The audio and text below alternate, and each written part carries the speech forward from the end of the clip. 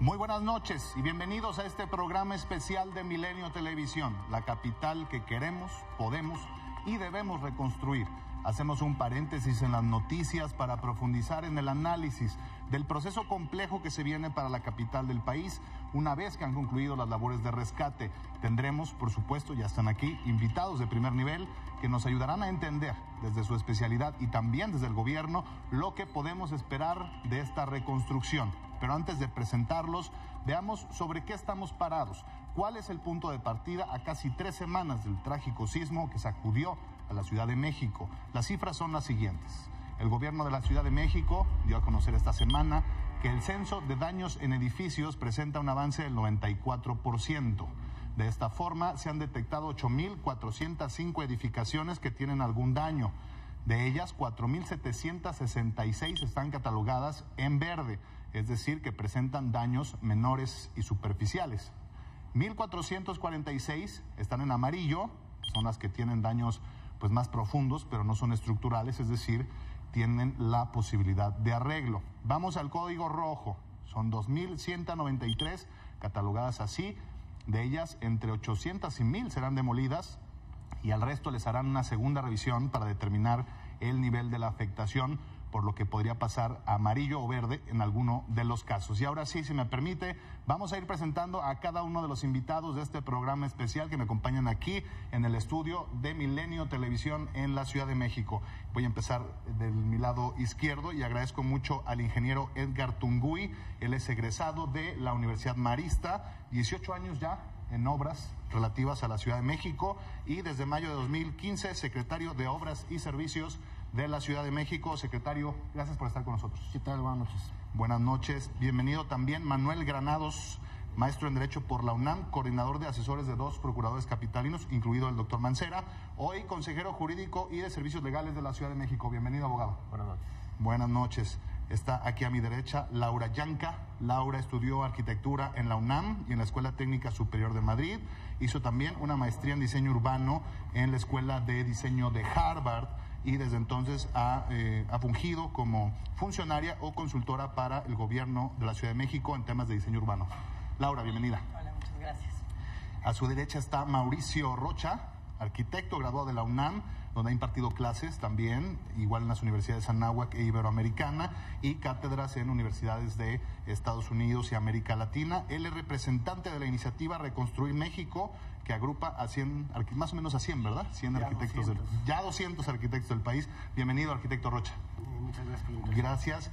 Y por último, pero evidentemente no menos importante, Salvador Herrera, urbanista, paisajista, trabajó 10 años en el sector gubernamental en planeación urbana en varias ciudades y países, licenciado en urbanismo por la Autónoma de Aguascalientes, con una especialidad en desarrollo urbano por la École Nationale de Administración de París y una maestría en diseño urbano por la Iberoamericana en León. Bienvenido, Salvador. Gracias, Javier. Pues como usted puede ver, un panel con mucho talento, con mucho conocimiento, con especialistas y con quienes van a llevar de algún modo o van a estar liderando esta reconstrucción de la Ciudad de México. Y me gustaría, si les parece, iniciar con una pregunta para que todos la respondan y podamos abrir el tema de la discusión, que es si se puede reconstruir sin el riesgo de que las estructuras se vayan a derrumbar nuevamente. Si podemos aspirar a tener una reconstrucción de la Ciudad de México donde no vaya a ser en 1 o 2 o 3 años vuelva a temblar y estemos ante un panorama similar. Laura.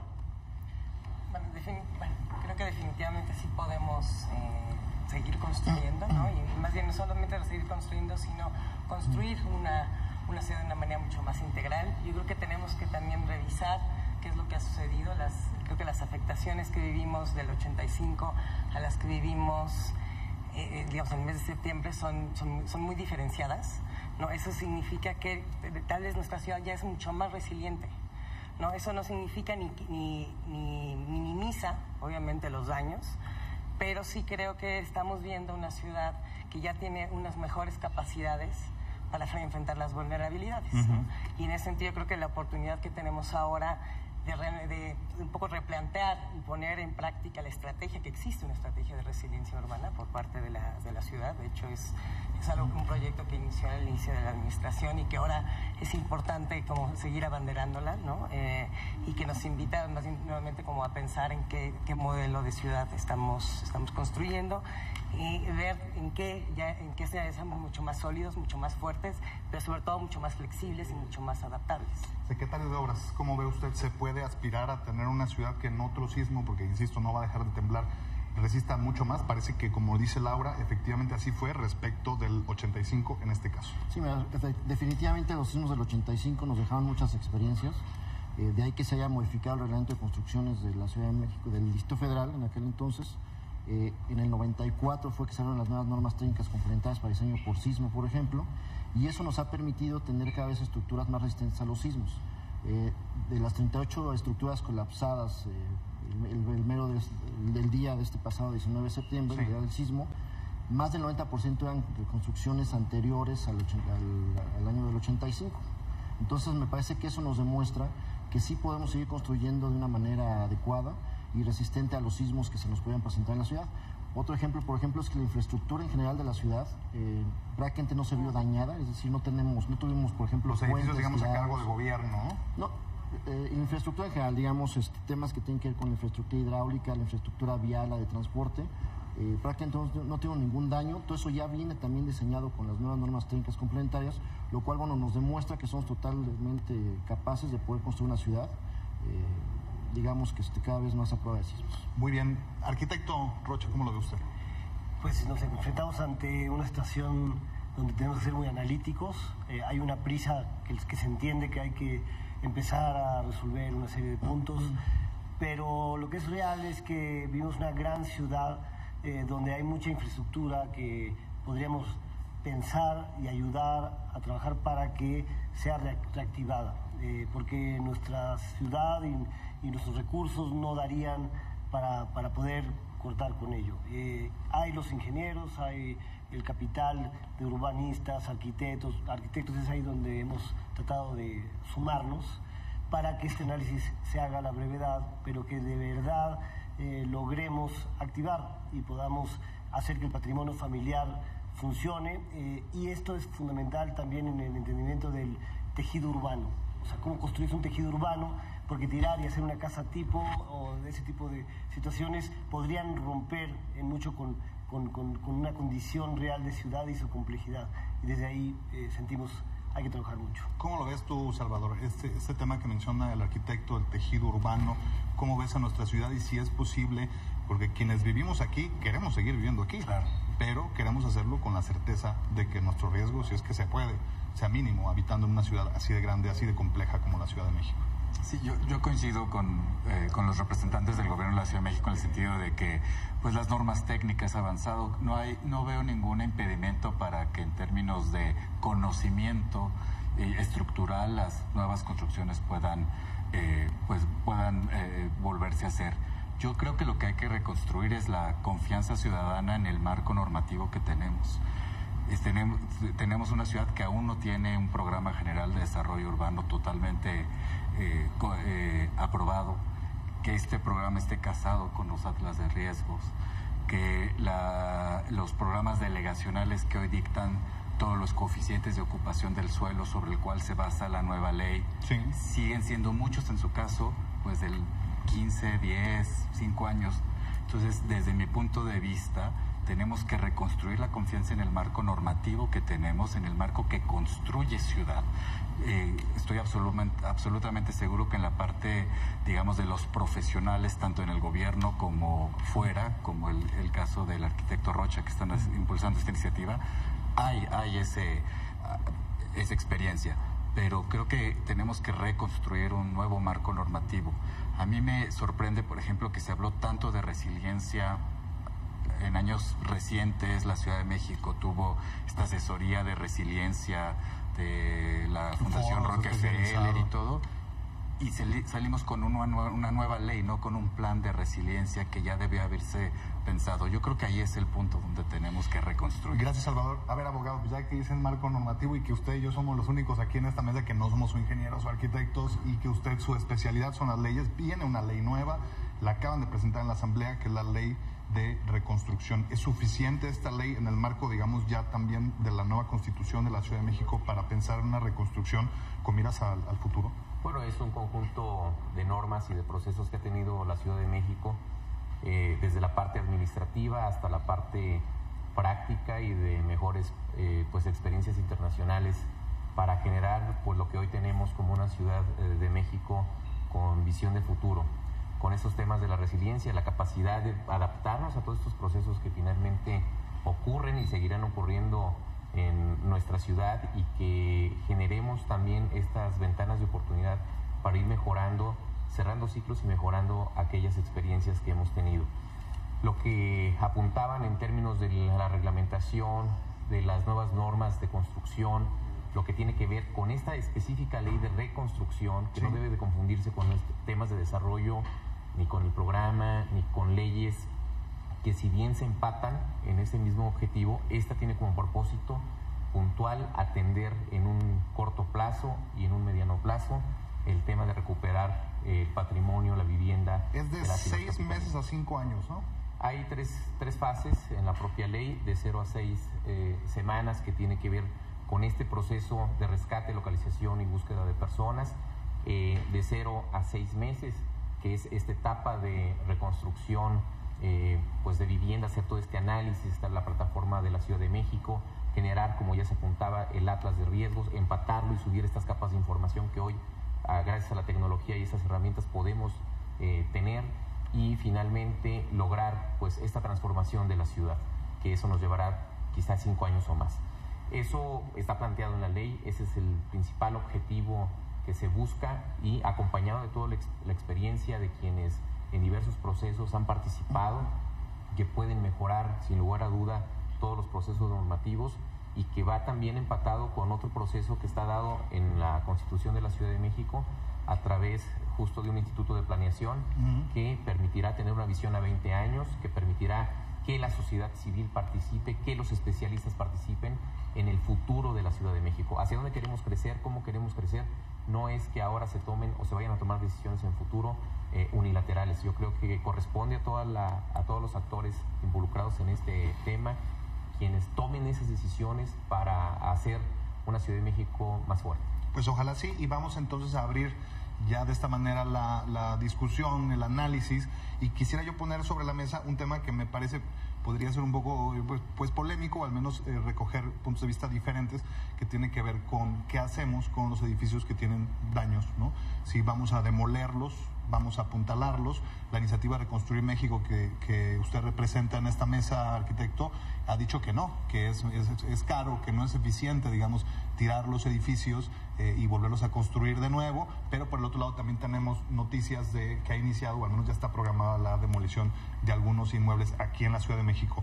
Sobre este tema, ¿apuntalar o demoler?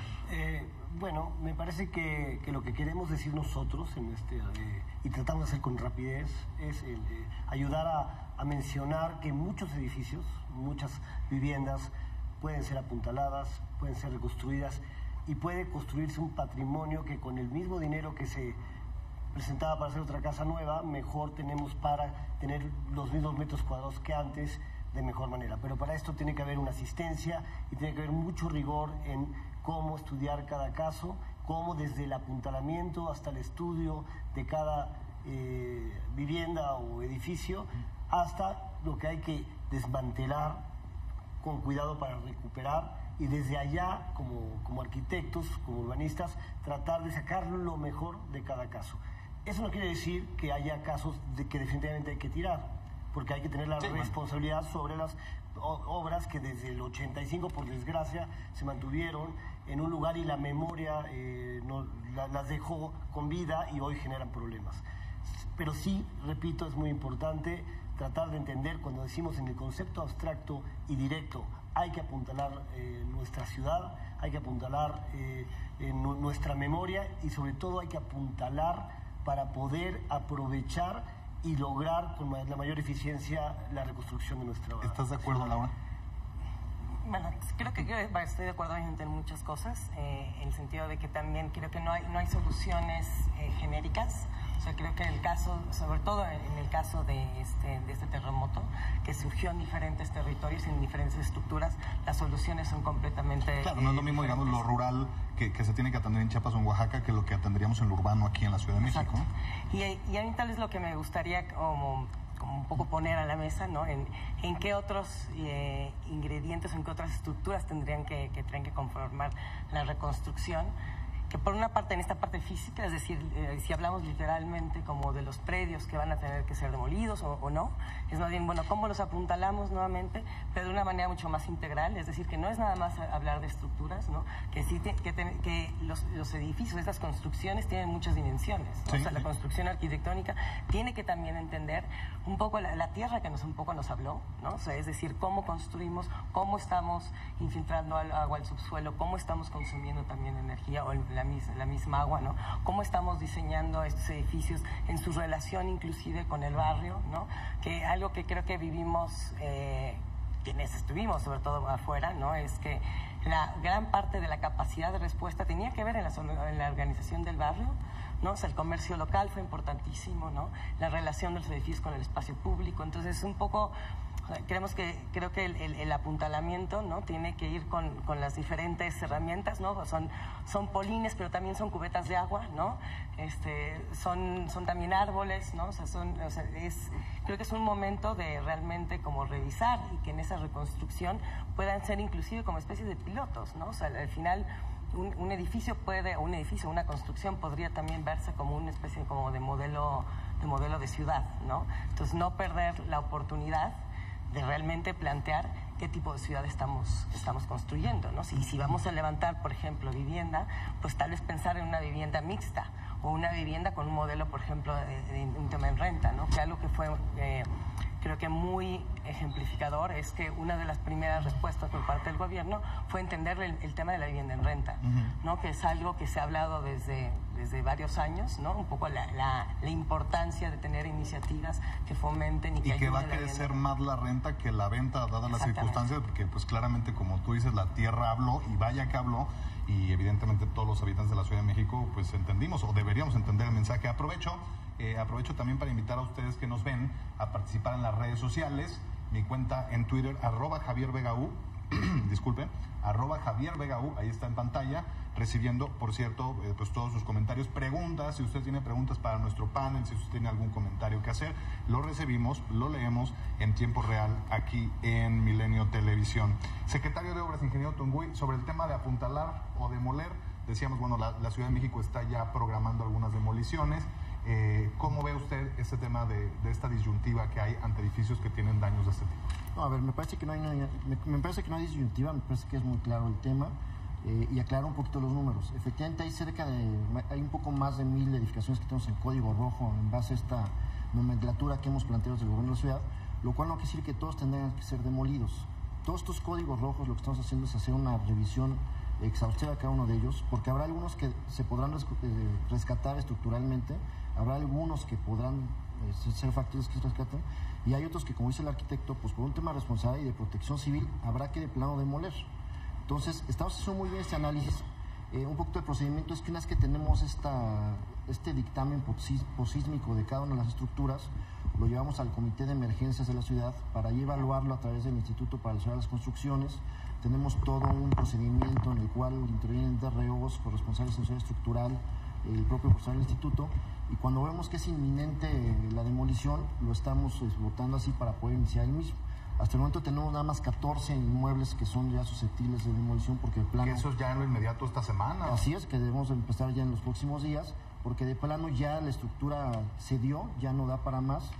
Y aquí retomaré un poquito de lo que sea Laura. Me parece que como ciudad tenemos una oportunidad importante de replantear el desarrollo urbano de la misma. O sea, todo esto que decía Laura se traduce o se simplifica en esto, ¿no? Hay que replantear el desarrollo urbano de la ciudad. Me parece que tenemos una oportunidad única que debemos de aprovechar no solamente como gobierno, sino también como sociedad civil. Bueno, vamos a marcar una pausa porque tenemos que hacer algunas pausas. Vamos a continuar. A usted que nos está viendo desde aquí hasta las 11 de la noche en este programa especial de Milenio Televisión, abiertas las redes sociales para que usted opine. Y quiero regresar, si ustedes lo permiten, analizar ya en temas más particulares y pensando en la ciudad que queremos hacia el futuro, qué pasa con el tema de los anuncios espectaculares. Me tocó a mí estar en uno de los edificios colapsados con uno de estos anuncios arriba y quiero preguntarles a ellos lo que opinan. Volvemos en este programa especial de Milenio Televisión. Quédese con nosotros.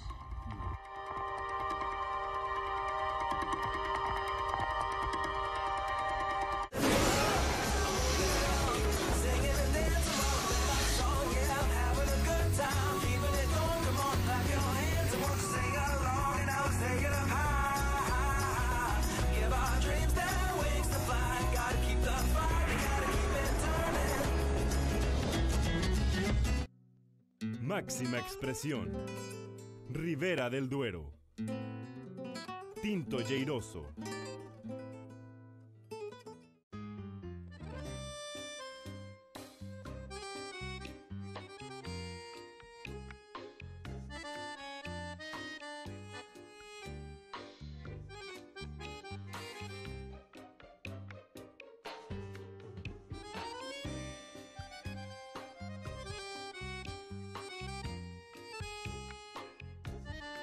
Milenio Negocios, miércoles 20:45 horas. Continuamos en este programa especial de Milenio Televisión, ya se lo adelantaba, vamos a entrar a este bloque de análisis, debatiendo, discutiendo, analizando también el tema de los anuncios espectaculares. A ver si la producción pudiera ayudarnos, tenemos por ahí un video, a mí me tocó como reportero estar en el edificio colapsado allí en Viaducto entre Monterrey y Medellín. Cuando llegué al lugar, prácticamente se veía el edificio colapsado, de 5 o 6 plantas se vino abajo totalmente, y lo que permaneció en la parte de arriba es esta estructura. Ahí estamos viendo este video, ahí sí es como estaba el edificio con el espectacular en la parte de arriba.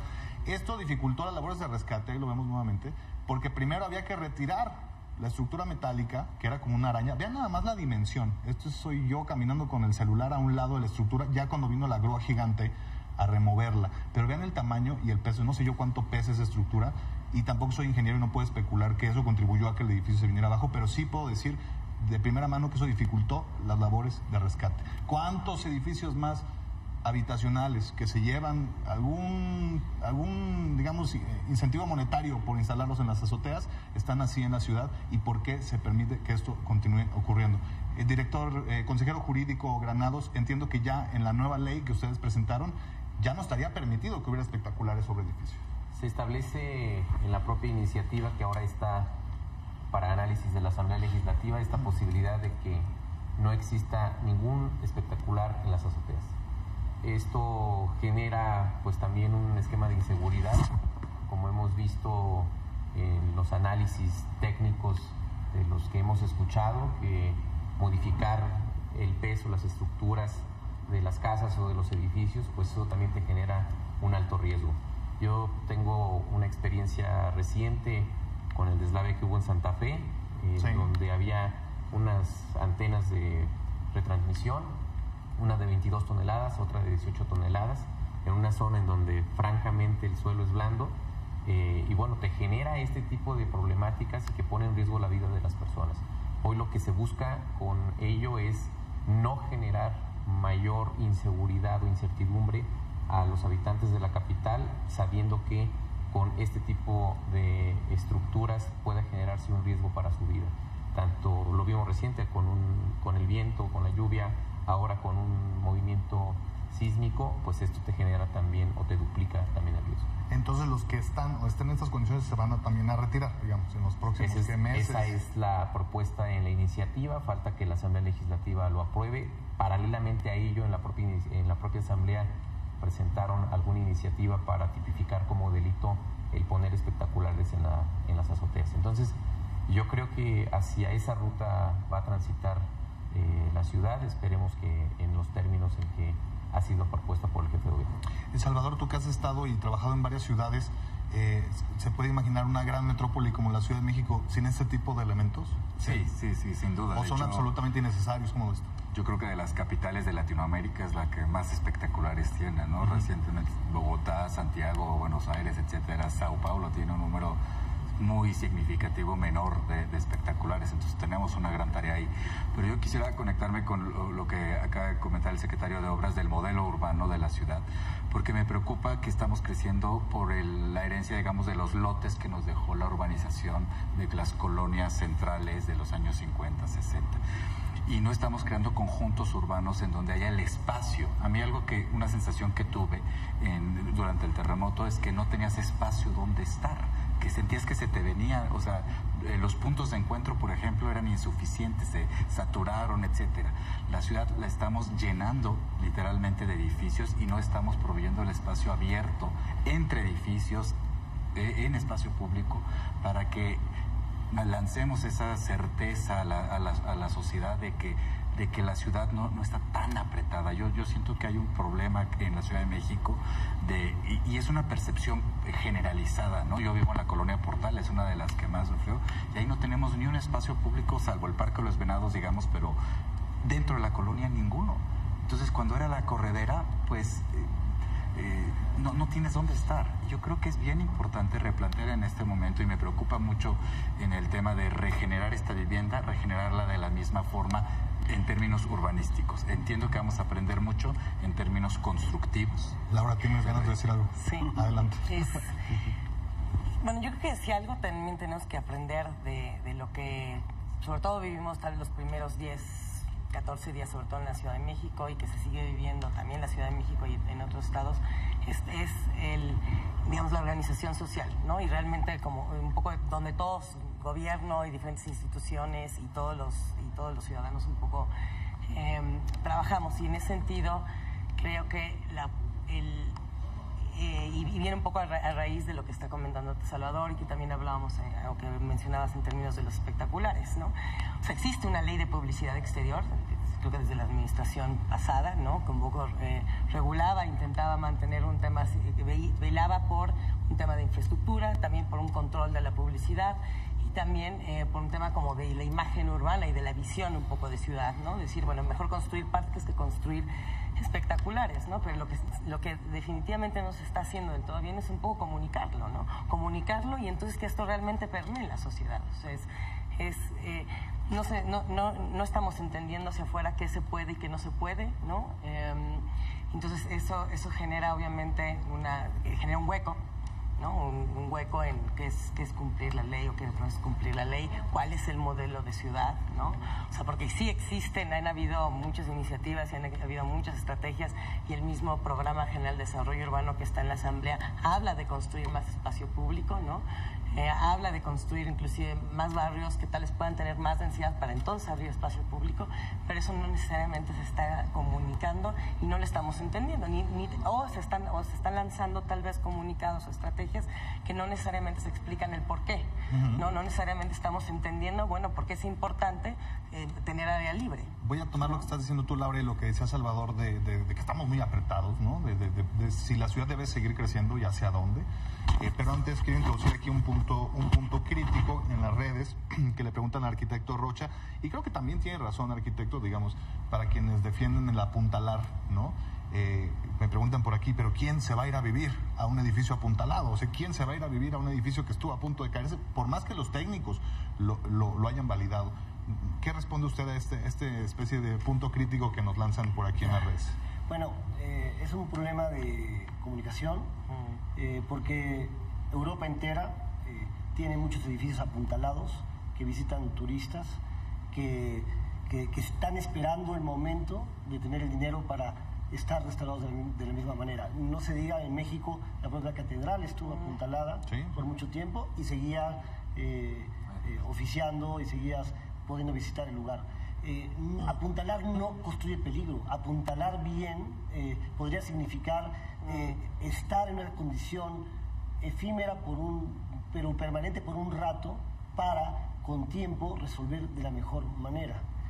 No es riesgoso vivir en un apuntalamiento. El apuntalamiento bien aplicado permite construir espacios y desde estructuras grandes hasta pequeñas casas que se pueden recuperar de la mejor manera. Y para eso, por supuesto, tiene que ser bien asistido. Sí, y también quienes lo van a evitar, pues quitarse un poco el temor, ¿no? Ya si un especialista lo está validando, si están hablando de un apuntalamiento bien hecho, el decir sí se puede vivir ahí.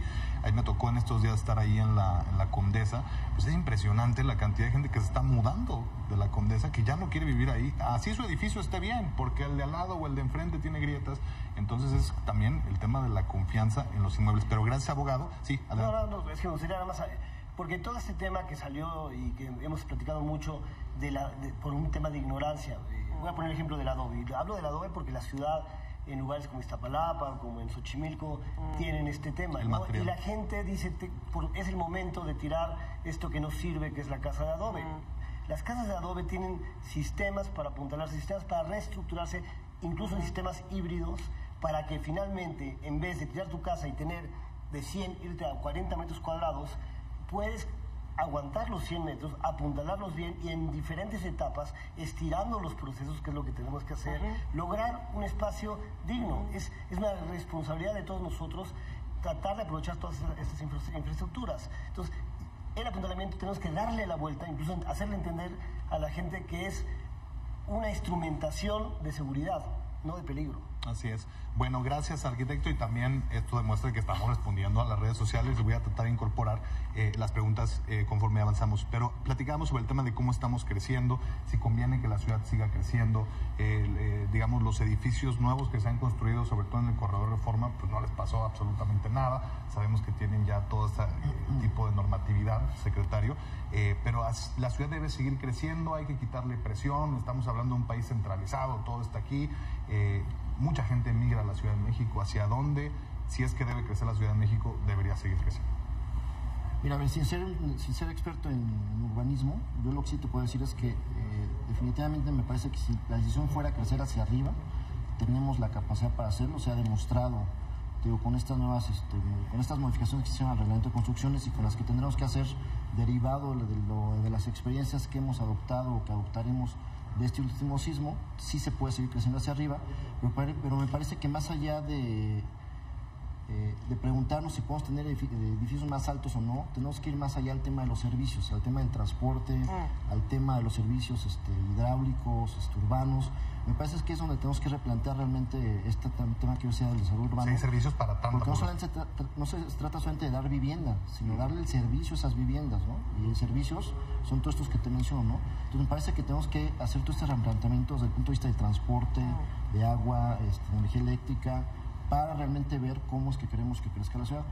A ver, de que tiene que seguir creciendo la ciudad, yo no sé si tenga que seguir creciendo o no. Los expertos lo que me dicen es que incluso la ciudad se está despoblando más allá de estarse poblando, ¿no? Y quizás después de este sismo venga va a haber mucha gente que se vaya, ¿no? Sí.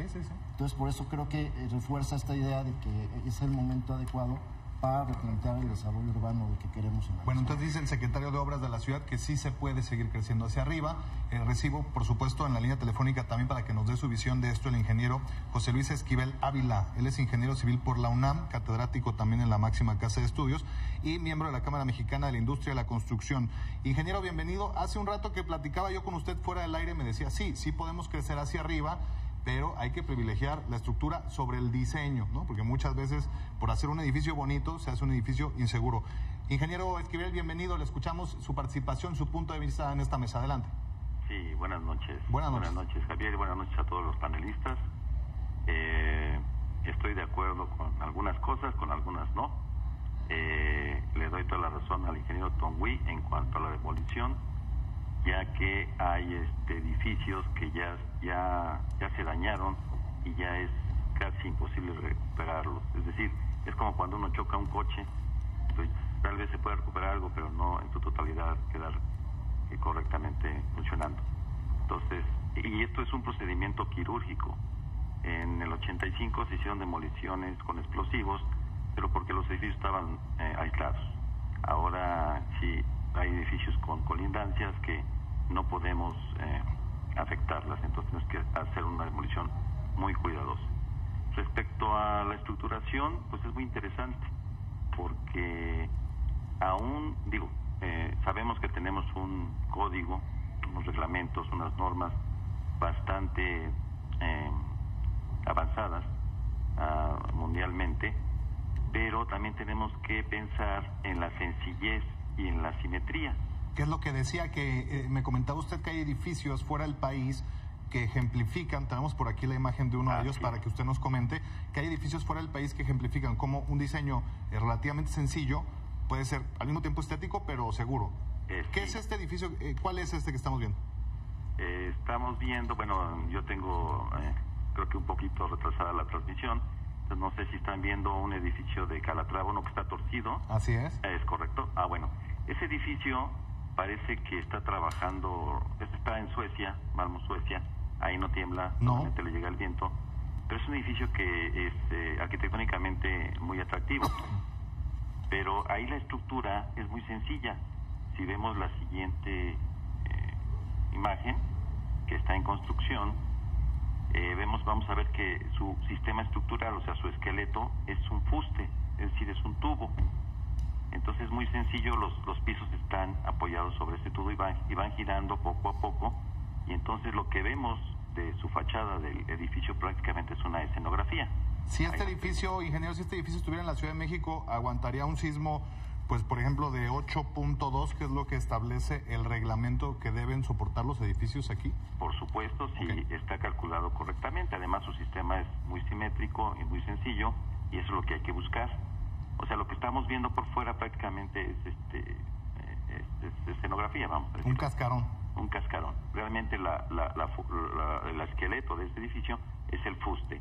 No sé si se alcanza a ver la siguiente, donde se alcanzan a ver las plantas amarillas. Ahí se alcanzan a ver cómo van girando alrededor del fuste, y es un sistema estructural muy sencillo, muy simétrico, y es lo que hay que buscar en los edificios. Ingeniero, para concluir esta participación, pero quedarnos con una idea de usted en la mesa. Entonces, la Ciudad de México puede seguir creciendo hacia arriba, pero hay que privilegiar estructura y no diseño. ¿Algún otro punto que a usted se le ocurra para dejárnoslo aquí en la mesa y discutirlo? Por supuesto, claro. En cuanto a casa habitación, también ahí estoy de acuerdo con los urbanistas de que hay que tener equipamiento urbano, o sea, lugares pero hay que hacer una reordenación completa, es decir, como decía el ingeniero Tongui, hay que reordenar la vialidad, que ahorita está prácticamente colapsada, hay que reordenar muchas cosas. Entonces, con esa base podemos nosotros tener una ciudad mejor. Ahora, con respecto a las habitaciones, mucha gente lo que va a hacer es que va a autoconstruir. Entonces, las universidades, por ejemplo, el Politécnico, la UNAM, se está dando programas para poder darles apoyo a estas personas. Y lo que tienen que hacer las personas es nada más que sus muros, fijarse que sus muros tengan cinchos, es decir, tengan tengan castillos, tengan dalas, y con esto evitar que se agrieten o evitar lo menos posible esas grietas. Ahorita el problema con las edificaciones la gran mayoría de las edificaciones que se colapsaron es porque tenían piso blando, piso flexible, se le llama eso cuando nosotros tenemos estacionamiento abajo y los departamentos arriba. ¿Qué sucede en ese aspecto? Bueno, que abajo es muy débil la planta, y entonces tenemos que puede girar las columnas, no se le da la resistencia a este tipo de edificios. Pues le agradecemos, ingeniero, este punto de vista que usted nos ofrece en este programa especial de Milenio Televisión. Gracias por aceptarnos la llamada y por también incorporar esta visión de un ingeniero civil, de un catedrático, de un académico, miembro de la Cámara Mexicana de la Industria de la Construcción. Gracias, ingeniero, seguimos en contacto, le agradezco mucho, de verdad. Sí, a la orden. Buenas noches. Vamos a ir a un corte. Arquitecto, yo sé que usted quiere tomar la palabra, nos quedamos aquí como estábamos escuchando al ingeniero, y regresamos en este análisis, si les parece. Vamos a la pausa, @JavierVegaU, @JavierVegaU, mi cuenta en Twitter. Volvemos.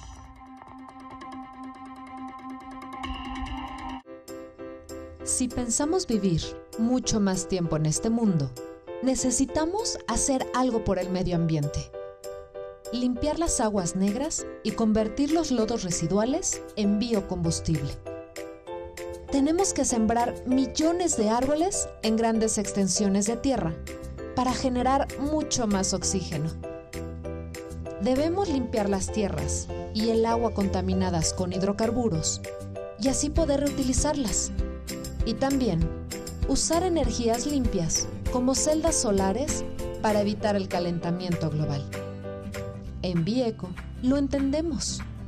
Por eso estamos presentes en cada proceso que sabemos beneficiará a nuestro planeta. Y por consecuencia, a ti y a tu familia. Bieco, en pro de la ecología, trabajando por un mundo más limpio.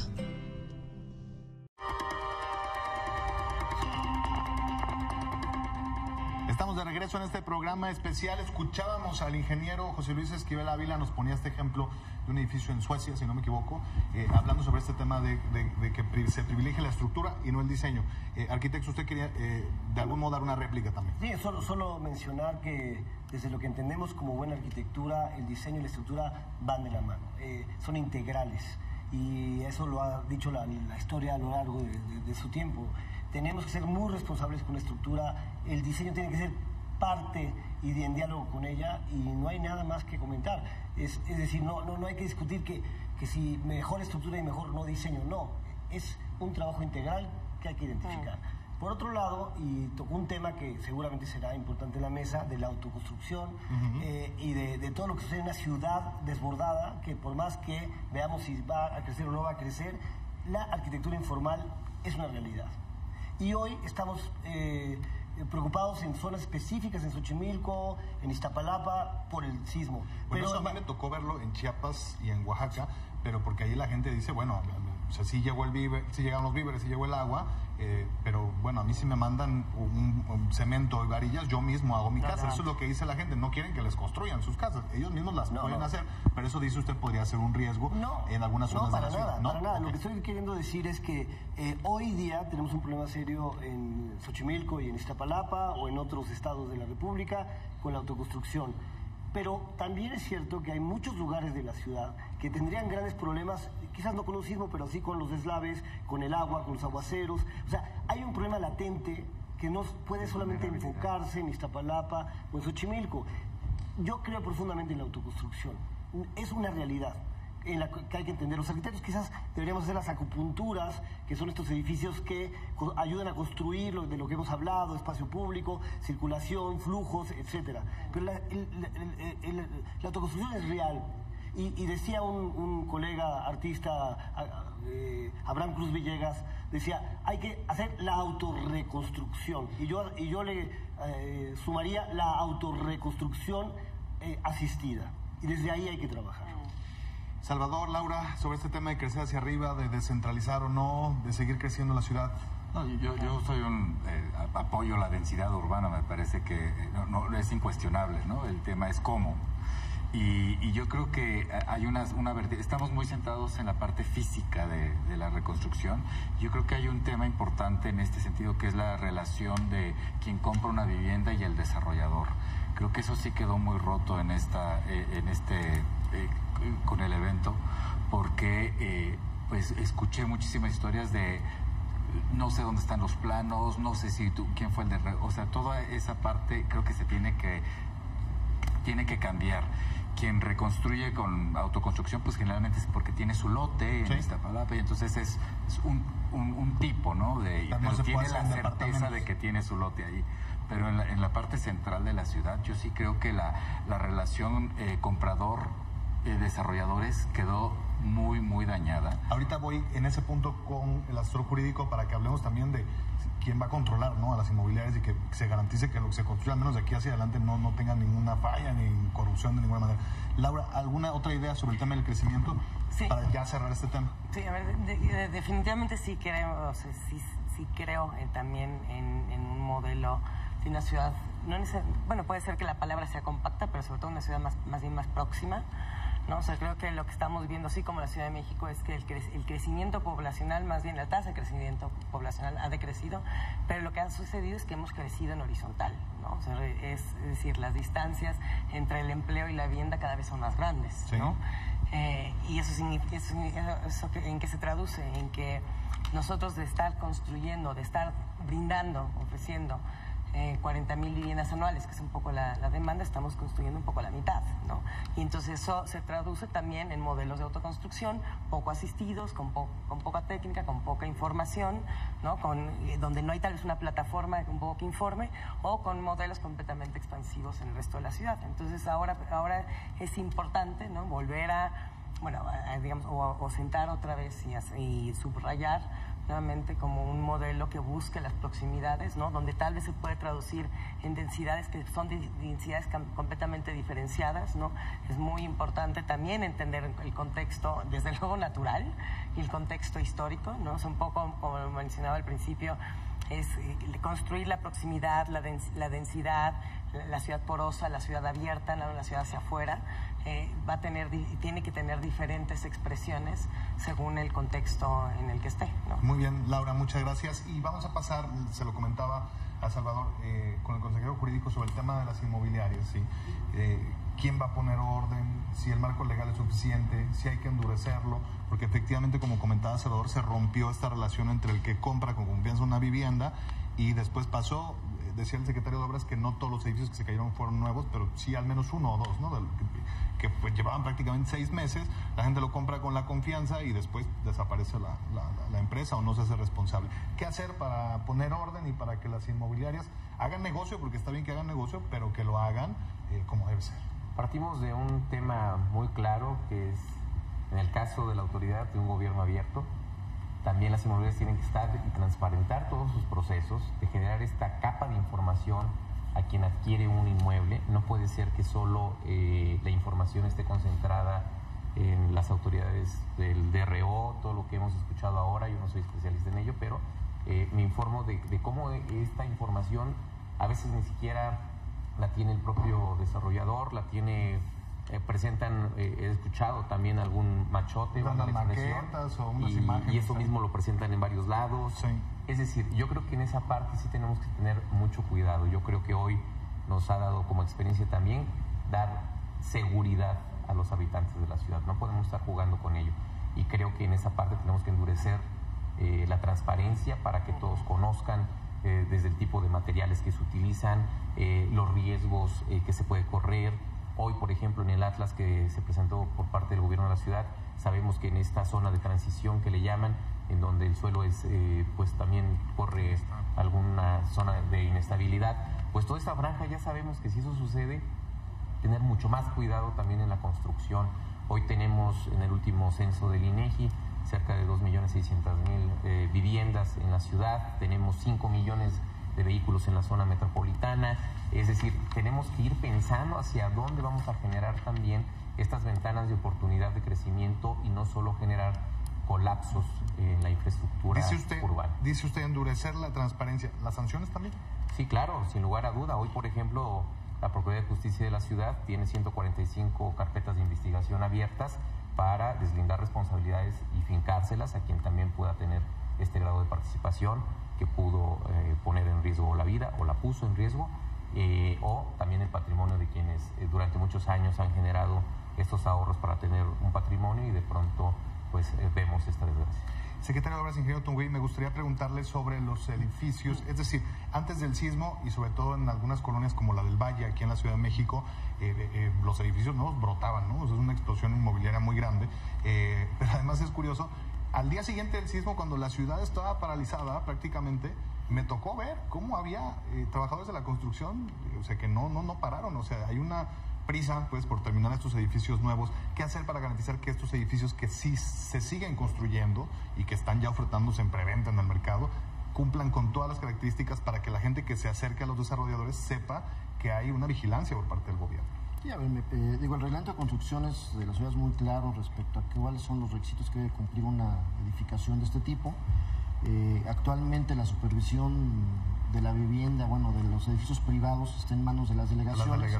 Quizás habría que replantear, revisar esta parte del reglamento para ver cómo podemos darle mayores herramientas a estos entes para que puedan supervisar que las obras sean llevadas a cabo adecuadamente, sobre todo para poder garantizarle al comprador pues que efectivamente lo que está comprando cumple con los requisitos que plantea el reglamento de construcciones, ¿no?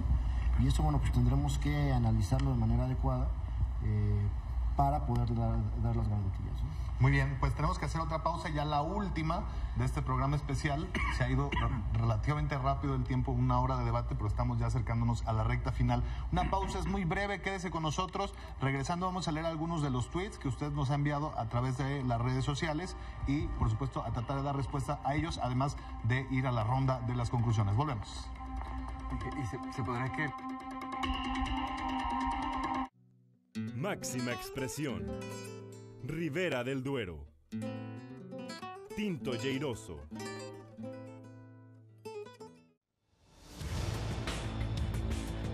El asalto a la razón con Carlos Marín. Lunes a viernes, 21 a 45 horas, por Milenio Televisión.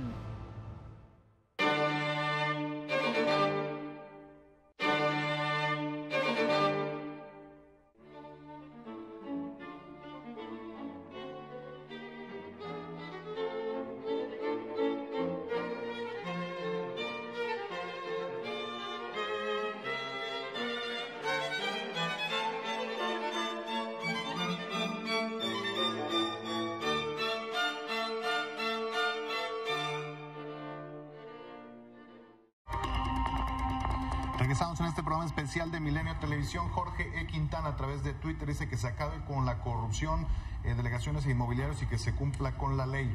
Sergio R. Coria dice, los geólogos han dicho que algún día habría un sismo de mayor de 8 grados, si valdría la pena reubicar a la población aquí en la Ciudad de México. También a ver si lo podemos ver en pantalla.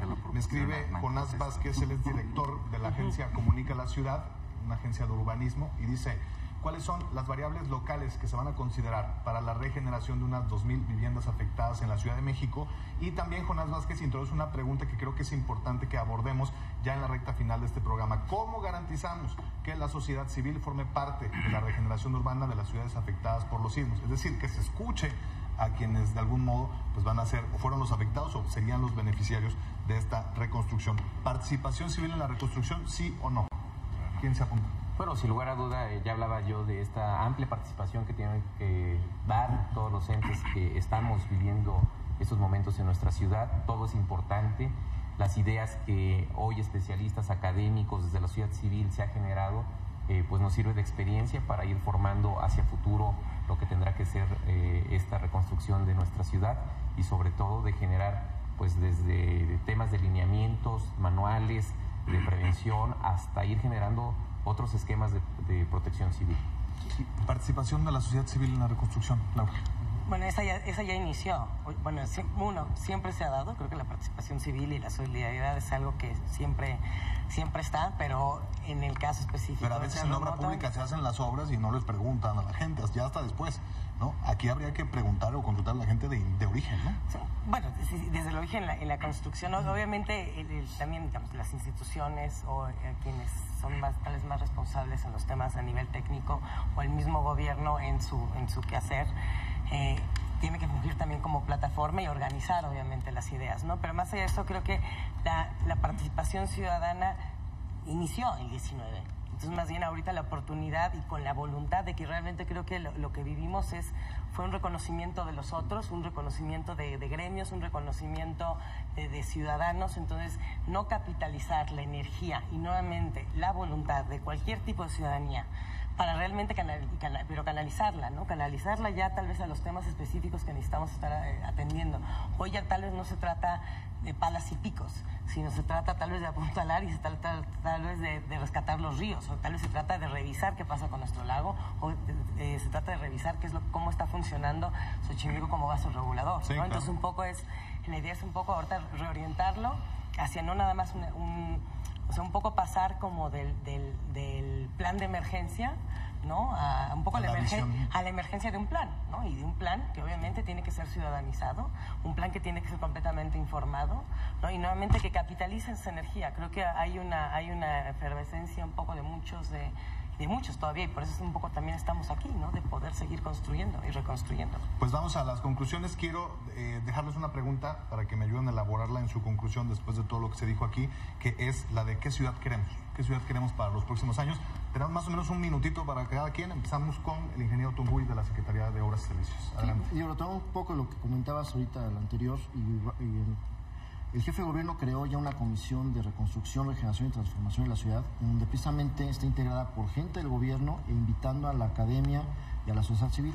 Me parece que en esta comisión tendremos que plantear cuál es la ciudad que queremos, con todos estos elementos y variables que ya platicamos a lo largo de este programa, para poder sacar un proyecto de ciudad que tengamos que echar a andar de manera muy pronta y que desarrollemos en los próximos quizás 4 o 5 años. Muchas gracias, secretario, por estar aquí con nosotros esta noche. A la orden. Manuel Granados, abogado, consejero jurídico del Gobierno de la Ciudad de México, ¿con qué se queda usted esta mesa? Y apórtenos su visión de la ciudad que queremos. Bueno, sin duda, a través de la norma, hacer una obligatoriedad del futuro de nuestra ciudad también, garantizando, como ya se establece en la iniciativa que presentamos a la Asamblea, que participen las ONGs, que participe la sociedad civil, que participen las universidades, los organismos internacionales. Ya se establece ahí el procedimiento para esta fase de reconstrucción y de transformación de la propia Ciudad de México. Creo que eso es muy importante. Y por otro lado, creo que el componente que hoy nos debe ocupar también es la seguridad. Yo creo que hoy tenemos muchos elementos ya para poder diseñar una nueva capa de información y construir a partir de ello. Muy bien, muchas gracias, consejero jurídico. Vamos contigo, Salvador Herrera, urbanista, paisajista. Sí, comparto, una ciudad segura en todos los aspectos, ¿no? Y me importa mucho el tema de seguridad jurídica para los propietarios de viviendas en la Ciudad de México, replantear el tema del seguro de la vivienda, que me parece socialmente contradictorio, que solo está mientras estás pagando la hipoteca. Entonces creo que tenemos que replantear eso, el rol de los DROs que comentábamos hace un momento. Creo que el tema de seguridad, más allá de lo físico, tiene que crecer a una certeza de que contamos con un Estado de Derecho, que podamos acceder a los documentos de nuestras viviendas. Se me ocurre incluso, no sé, hasta poner como cajas negras en los edificios, como en los aviones, digamos, y que cuando pase algo, pues ahí está todo el depositorio, ¿no?, de la información, porque con esto que se escuchó de que en Sedubi también se cayó la información, un poco nos recordó a ciertos momentos convenientes, ¿no?, de que la información desaparece. Entonces creo que tenemos que tener la certeza de que, sabiendo que vivimos en un ambiente vulnerable, el Estado es cada vez más fuerte. Gracias, Salvador, por estar aquí, muy amable. Arquitecto Rocha, ¿con qué se queda usted? Tenemos un minuto. Sí, claro. Aprender del 85, gran fuerza de la sociedad civil, luego un desastre, pésimos resultados de urbanismo y de arquitectura. Hoy tenemos que trabajar la sociedad civil de la mano, por supuesto el gobierno, un gobierno que cambie en administraciones, la sociedad civil no cambiamos, y desde ese lugar, con dinero de las ONGs, con dinero que no quiere dar las ONGs y fundaciones al gobierno, podemos ayudar a construir una planeación a 6 a 8 años si es necesario. Por eso formamos Reconstrucción, Reconstruir México, para poder, desde los arquitectos, urbanistas, ecólogos, todo un grupo de especialistas, hacer y sumar para cambiar nuestro país. Gracias, arquitecto. Laura, se me termina el tiempo. ¿Con qué idea te vas? Con una ciudad más analítica y con una ciudad un poco más pedagógica. Nuevamente, aprender del 85, aprender del 19 de septiembre y para prepararnos para lo que viene. Gracias a todos, de verdad, gracias a todos por estar aquí. Ha sido un placer poder moderar esta mesa. Uno como periodista simplemente hace las preguntas, pero vaya que he aprendido, y seguramente quienes nos vieron esta noche también han aprendido, tienen algunas ideas y se quedan con algunas de las propuestas. Gracias a todos, gracias al gobierno de la ciudad, gracias a los especialistas y gracias a usted por sintonizar este programa especial de Milenio Televisión. Será hasta una próxima ocasión. Buenas noches.